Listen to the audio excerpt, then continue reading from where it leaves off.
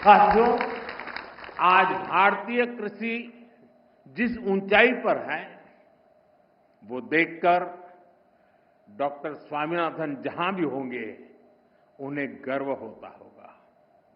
आज भारत दूध, दाल और जूट के प्रोडक्शन में नंबर 1 है। आज भारत चावल, गेहूं, कपास, फल और सब्जी के उत्पादन में नंबर 2 पर है। आज भारत दुनिया का दूसरा सबसे बड़ा फिश प्रोड्यूसर भी है। पिछले साल भारत ने अब तक का सबसे ज्यादा फूड ग्रेन प्रोडक्शन किया है। ऑयल सीड्स में भी हम रिकॉर्ड बना रहे हैं। सोयाबीन, सरसों, मूंगफली सभी का उत्पादन रिकॉर्ड स्तर पर बढ़ा है। साथियों, हमारे लिए अपने किसानों का हित सर्वोच्च प्राथमिकता है।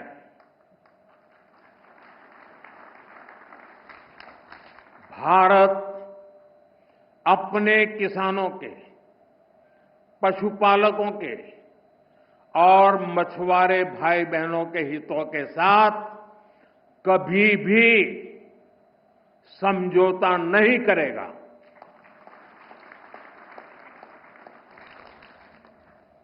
और मैं जानता हूं, व्यक्तिगत रूप से मुझे बहुत बड़ी कीमत चुकानी पड़ेगी, लेकिन मैं इसके लिए तैयार हूं। मेरे देश के किसानों के लिए, मेरे देश के मछुआरों के लिए, मेरे देश के पशुपालकों के लिए आज भारत तैयार है।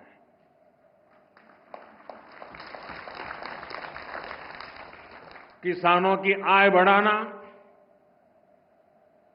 खेती पर खर्च कम करना, आय के नए स्रोत बनाना, इन लक्ष्यों पर हम लगातार काम कर रहे हैं।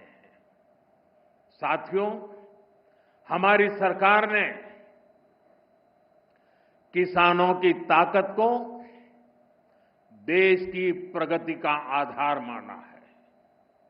इसलिए बीते वर्षों में जो नीतियां बनी, उनमें सिर्फ मदद नहीं थी, किसानों में भरोसा बढ़ाने का प्रयास भी था। पीएम किसान सम्मान निधि से मिलने वाली सीधी सहायता ने छोटे किसानों को आत्मबल दिया है। पीएम फसल बीमा योजना ने किसानों को जोखिम से सुरक्षा दी है। सिंचाई से जुड़ी समस्याओं को पीएम कृषि सिंचाई योजना के माध्यम से दूर किया गया है। 10,000 एफपीओस के निर्माण ने छोटे किसानों की संगठित शक्ति बढ़ाई है। कोऑपरेटिव्स और सेल्फ हेल्प ग्रुप्स को आर्थिक मदद ने ग्रामीण अर्थव्यवस्था को नई गति दी है। ई-नाम की वजह से किसानों को अपनी उपज बेचने की आसानी हुई है। पीएम किसान संपदा योजना ने नई फूड प्रोसेसिंग यूनिट्स, भंडारण के अभियान को भी गति दी है। हाल ही में पीएम धन धान्य योजना को भी मंजूरी दी गई है।